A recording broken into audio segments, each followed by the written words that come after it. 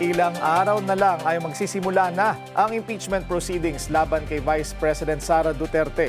Kasabay nito ang biglang paglitaw na naman ng Maleta Boys na tila nagsasagawa raw ng demolition job laban sa ilang mambabatas sa kabilang panig. At ang daming idinawit, ang dami rin yatang binawi.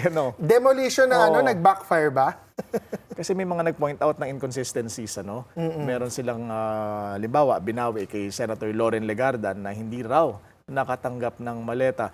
Ikaw, Attorney Jess, abogado, ano masasabi mo kapag ganyan na may laban bawi? Kapangalan ko yung prinsipyo sa legal principle, falsus in uno. Falsus in omnibus, di ba? The falsity in one thing means the falsity in everything. And yung falsity there is in a major point. Hindi siya minor, hindi siya trivial. Major point yung whether or not binigyan mo ba ng maleta itong isang tao na sinasabi mo, yun yung allegation mo sa halos lahat ng iba na binibigyan mo ng maleta. So it's a major point.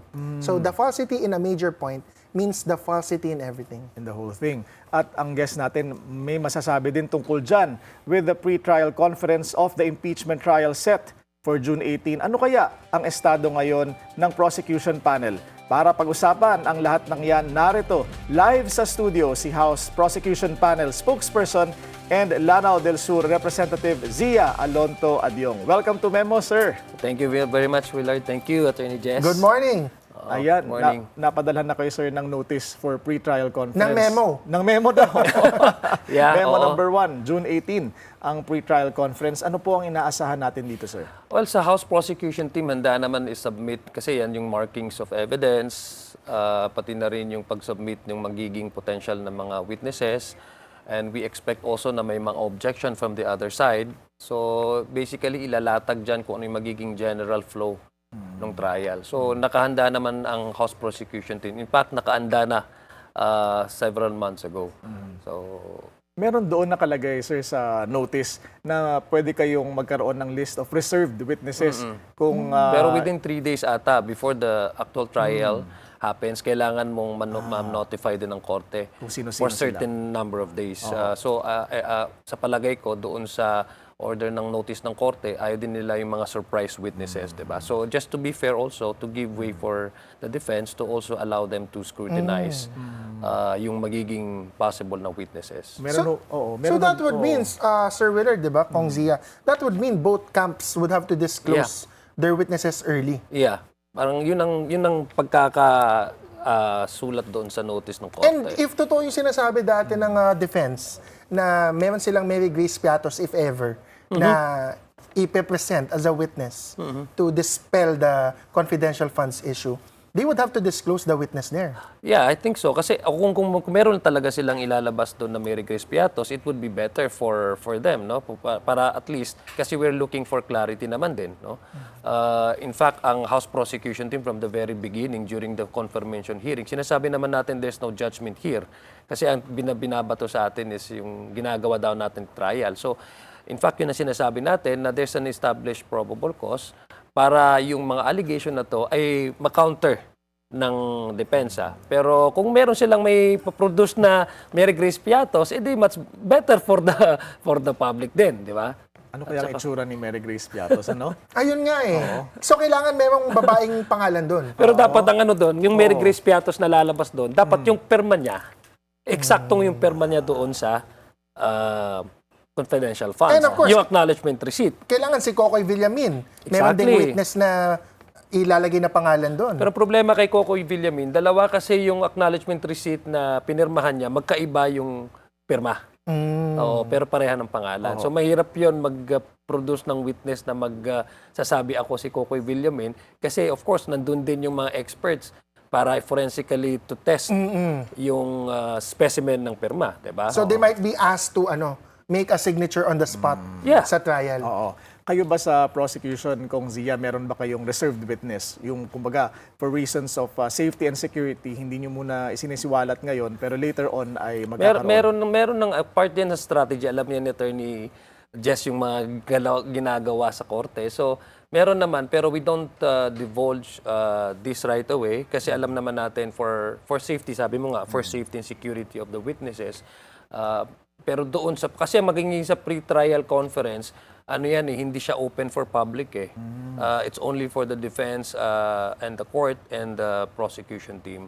So para merong semblance of for not only formality but as well as yung security ng magiging pangalan kung sino yung magiging potential witness. Yeah, during the proceedings, it will be confidential. But you're saying then the pre-trial order. So usually sa court, kapag nagkaroon na ng pre-trial conference, maglalabas yung court ng pre-trial Yes. order listing down everything that was agreed Yeah. during pre-trial. So are you saying, Kong Zia, na ang public hindi namin makikita ang ang- pre-trial order or makikita namin? Makikita nyo pa rin. Pero I think nung sa initial na discussion doon, there will be some sort of an exact closed door, kumbaga, if I may call it.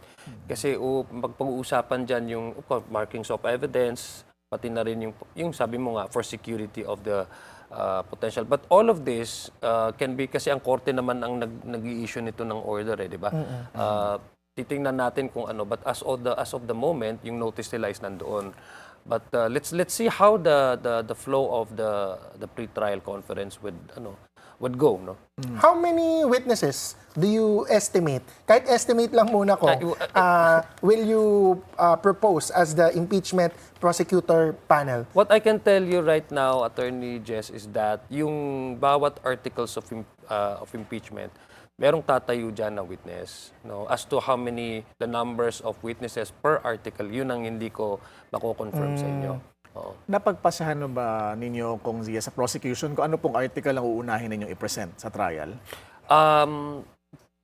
Hindi ko alam kung kailangan kong sabihin sa ito. Or strategy muna. Pero sabihin ko na lang na all the 4 articles have solid evidence and meron pong tatayo na mga experts dyan at saka mga witnesses na beyond reproach, kumbaga, yung kanilang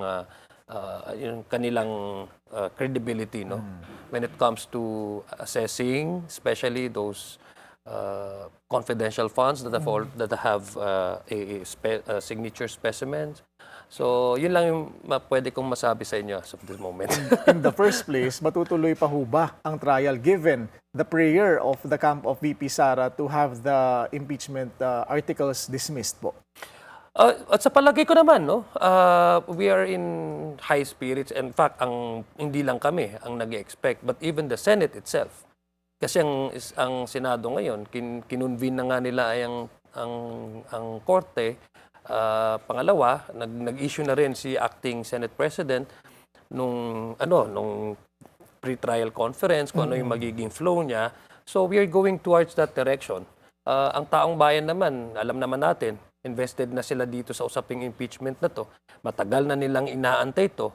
So I think deserve din nila malaman, no, kung ano yung katotohanan. At tumataas na rin yung survey, yung rate ng mga sa ating mga kababayan na gustong magsimula na itong impeachment trial na ito. 74%, no? When you say acting Senate President Win Gatchalian issued a memo already for the pre-trial conference, no?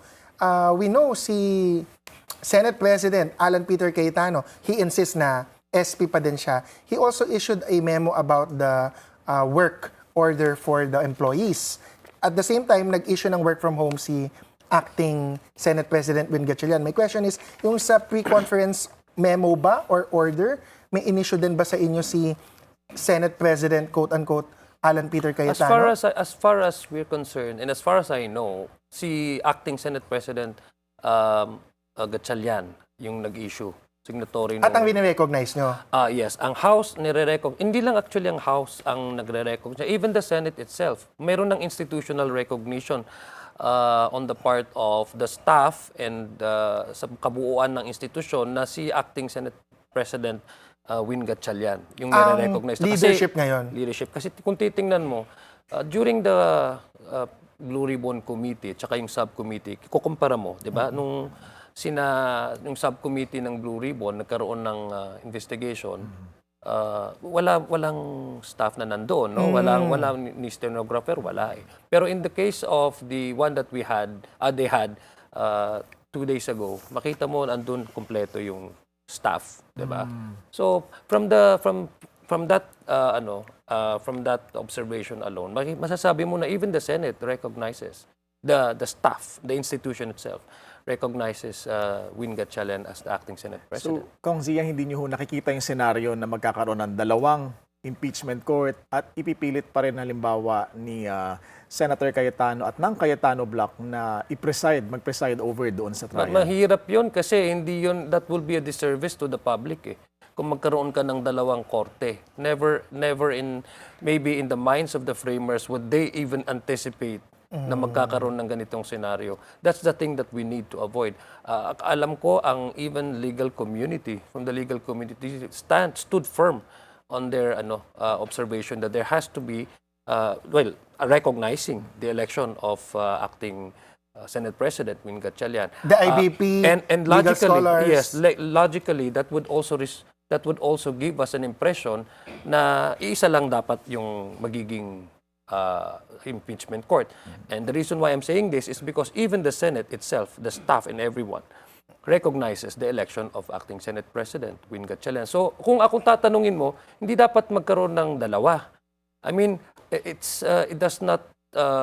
should not be a case where internal division between and among senators would result to the national confusion. Hindi dapat ganon. Kasi it's the time for the Senate, it's a call for statesmanship, which the Senate has known for the longest time. This is a call not only for the Senate to immediately proceed with the trial, but this is also a call for statesmanship. And the people are evaluating individual senators in this case. And so far, mukhang isa lang ang court. Kasi nga, Isa as lang you mentioned, only one has given an order for the pre-trial conference. Walang order from, quote-unquote, Senate President Alan Peter Cayetano. As far as I know, wala kang natanggap ang House Prosecution Team ng ibang order from another So you expect to be meeting with acting SP Win Gatchalian on June 18? Yes. And not Alan Peter Cayetano? Yes, definitely yes. Kung natapos yung nahubang basahin ng answer na inihain ni VP Sara. Mahaba kasi, mahaba. So to be honest with you, Willard, no, it's quite voluminous yung mismong yung sagot nila, but may gumawa naman din sila ng summary, executive summary ng kanilang mga kasagutan. Outline. Yes, outline. Pero ang position talaga namin doon, kaya ang House Prosecution Team nagbigay na lang ng manifestation. Dahil paano mo sagutin yung isang bagay na wala naman talagang sagot din, di ba? Kumbaga, kung isa-summarize mo, ang gusto lang talaga nila is ma-dismiss yung kaso. So, hindi naman alam naman natin, pati na rin ang legal committee, sinasabi nila, wala naman sa Constitution, di ba, Attorney Jess, wala sa Constitution na mayroong choice ang Senado na i-dismiss ang kaso. Ang choice lang talaga doon is to have a full trial and then reach a judgment whether to acquit or to convict. So, Ang sinasabi ng Constitution, the power to try and decide. Walang power to dismiss. Okay. If magdi-dismiss siya, it should be after trial or after decision to acquit or to convict. yeah, kasi mahirap mo kasing sagutin din, no? Ang isang bagay, kumbaga yung kanilang naging answer doon, na ang kino-question talaga nila is yung entire process. Kumbaga parang the process, yung mismong constitutionality, yung lahat ng mga objection nila, which I believe the Supreme Court has already also ruled in the previous complaint that we passed, na although the House has the exclusive power to initiate impeachment proceeding, pero kailangan maging conscious din mag-observe ng due process, which we did. So kung titingnan mo yung kanilang objection, it did not happen just now. It did not happen during the confirmation hearings of the Justice Committee. It already came out last year pa. And rehash lang talaga siya. Kung ako tatanungin mo, I think, no, I'm quite perplexed because yung mga battery of lawyers ng defense, ang gagaling. I mean, yung law firm po, it's one of the most respected law firms in the Philippines. Formidable in the case of winning cases. Talagang talaga po yung law firm na yan, na magagaling ang mga abogado nila. Fortune Narvasa. Fortune Narvasa. Salazar. Yes. But then, that's why during the confirmation hearing, may isang kasama namin na congressman na na-disappoint. Sabi niya, ang gagaling ninyo, bakit ad cotelem yung, di ba, yung nilagay niyo dito na answer. So, sa palagay ko, the reason why they wanted to dismiss the case, appealing or praying for the court to dismiss the case right away or outright dismissal, it's because they don't have anything to offer as a counter evidence to, The allegations. at least, yes, to refute the allegations contained in the articles of impeachment. Kung Zia, I wonder, gaano po kabigat itong responsibilidad personally para sa inyo, you coming from Mindanao and knowing na malakas si VP Sara sa Mindanao based on the latest surveys? By the way, first, since you mentioned Mindanao, I extend my condolences to the victims of the recent quake. No, this is I think the strongest quake ever recorded since '92. I think '90 during Baguio nagkaroon. So nakikidalamhati po tayo, and we extend our sympathies to our fellow Mindanaoans, victims of the quake. Malakas talaga yung effect sa akin ng backlash. But sinasabi ko nga, ito yung panahon na kailangan mong tumindig sa paniniwalang tama. Kailangan mong tindigan ang Constitution. Kasi ang Constitution, it's just a document. Nasa papel yan. Na may mga letra yan. Kung hindi natin yan isa sa buhay, walang effect ang Constitution. Ngayon, kailangan mong tayuan. The Constitution will only be alive if we act on it. Sinasabi sa Constitution, kung sino yung mga impeachable officers na meron talagang violation, meron talagang established na commit na violation sa Constitution, sa mga sa mga violation of the Constitution, betrayal of public trust, etc. Kailangan mo as part of your duty na bilang miyembro ng House of Representatives na panindigan to. Nakita naman natin yung mga ebidensya, narinig naman natin yung testimonya ng mga witnesses. So wala tayong choice but to stand on the Constitution. Kasi parati kong sinasabi, if you are on the belief that no one is above the law, that you need to promote accountability and transparency, that you need to stand with the Constitution and upheld accountability mechanism in the Constitution, it's very clear which side are you on, despite political backlash or despite the political pressure. I chose the Constitution. Pero nanalo ka na ulit, Kong, last year, di ba? You signed the impeachment complaint last year. You also received, I assume, political backlash from that. So ang question ko is, how did you survive or how did you explain to your constituents why you had to sign the impeachment complaint or why you supported such a process? Kasi alam mo, sa distrito talaga, nagmamatter naman talaga sa mga constituents mo paano mo sila i-representa. At paano mo rin, paano ka gumagawa ng sa trabaho mo, ng bagay na indadala mo sila at na nagbe-benefit sila. Yun naman talaga yung number one na concern talaga nila. At I'm happy because they have, at least na-satisfy ko naman yon. Doon kasi sa mga packets of yung mga trolls tsaka mga bashers, sila lang talaga yung maiingay. Kasi parte yan doon sa gusto kanilang manahimik. Parte yan doon sa gusto nilang matakot ka. 'Di ba? Hindi ka lang nila gagawan ng storya, pero kung wala tong effect sa iyo, yung pamilya mo ang matatakot para sa iyo. So part yan doon sa para mas maging masilensyo ka. Pero ang parati kong iniisip kasi Willard at saka at Attorney Jess is kung ako ay magi-give in ako dito sa backlash, dito sa paggawa ng mga hindi tama at maling impormasyon tungkol sa akin para iatakin ang reputasyon ko, para ko na rin para ko na rin sinuportahan, kumbaga, unconsciously, yung culture of impunity. Kasi yun lang talaga yung patahimikin ka. Kasi para hindi mo not to run after anybody, regardless of the position in the government, to hold them to account. That's the very basic definition of impunity. Na para manahimik ka na lang, hayaan mo na lang. Kasi natatakot ka, baka ikaw mismo may backlash sa'yo. Baka nga hindi nyo pa botante o constituent yung mga trolls, Exactly. I mean, Kong Zia. Ito yung this is the sad reality that we're in now. sobrang toxic na. Okay lang naman na mag-share ka ng opinion mo, pero kung gumawa ka ng bagay na alam mo na hindi totoo, hindi mo lang dinidestroy yung reputation ng isang tao. You are also doing disservice to the public by providing disinformation. Unfortunately, ang ating mga kababayan, medyo may mga nagiging biktima dito sa mga disinformation and malinformation na ito. That said, sir, meron ba kayong kumbaga information or naniniwala ba kayo sa mga nagsasabi na may coordinated effort daw para ilihis ang atensyon ng publiko sa impeachment trial, halimbawa sa paglutang ng so-called Maleta Boys na muli tinagpo kayo doon sa controversy? Very, very obvious sa akin yun, Willard. Very obvious talaga sa akin yun na meron talagang attempt, no, para i-divert yung attention doon sa impeachment trial. Dahil una, yung mga known na mga hindi naman talaga nila ito kinakaila. Sila mismo naman talaga yung nagsasabi na they're really known to be a supporter of the Vice President.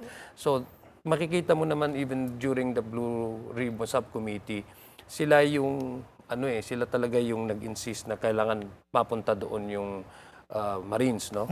Yung 18 Marines. So, kung titingnan mo from that circumstance alone, hindi mo rin ma-fault o hindi mo rin masisi yung tao kung ang right away na magiging suspicion niya or yung magiging observation niya is attempt ito para malihis yung usapin sa impeachment. At yun naman talaga ang naging resulta. Kasi hindi lang ang House Prosecution Team, hindi lang yung sumusuporta sa impeachment, but even yung mga other sectors like sa legal community, academe, religious community, sinasabi na bakit nyo ginagawa ito, paglilihis ito doon sa tunay na usapin, which is the impeachment trial. Kasi, if I may Yes, add, sir. kasi yung sa flood control, meron ng ahensyang gumagalaw na dyan. Andyan ang ombudsman. In fact, meron nang naaresto. At saka yung mga ibang pangalan na nandiyan, na mention dyan, active yung investigation dyan. May build-up case na ginagawa. So meron ng isang ahensya na nakatutok dyan. Kumbaga, itong Senate ngayon, since na they have taken jurisdiction over the articles of impeachment, ang duty nila ngayon is to forthwith proceed with the trial. And given all these, sir, yung struggle ng leadership at power sa Senado, tingin niyo ho ba ay matutuloy ang scheduled start ng impeachment trial sa July? Wala akong kaduda-duda. Matutuloy yan. Dahil nga, naka-receive na nga tayo ng notice o memo galing sa ating Senate President. So, tuloy-tuloy na po yan. Sino ang hula nyo magiging presiding officer sa July 6? Would it be Senator Chis Escudero? Kasi allegedly, he's also napipisil na gawin daw ng bagong majority na presiding officer. Is it acting SP, Win Gatchalian? Or would it be Senator Kiko Pangilinan, who's also a lawyer? Alam mo, Attorney Jess, sa mga bagay na yan, meron tayong tinatawag na institutional respect. So, eternal ito na magiging desisyon ng korte. So, kami naman, kung sino man ang magiging presiding officer dyan, ang amin lang is malatag natin ang ebidensya, marinig ng maayos, maging partial ang korte. So far, ang nakalagay na title... Impartial ang korte. Impartial. Ang nakalagay na title doon kay Acting SP Sherwin Gatchalian doon sa kanyang notice of pre-trial ay Presiding Officer. Kaya kiniklaim na niya yung title na yun. And walang memo mula kay Alan Peter Cayetano. So far, maraming salamat po sa inyong oras, Congressman Zia Alonto Abiong. All the best, sir. Thank you. Maraming salamat, Willard. Thank More you very power. much, Attorney Jess. Thank you.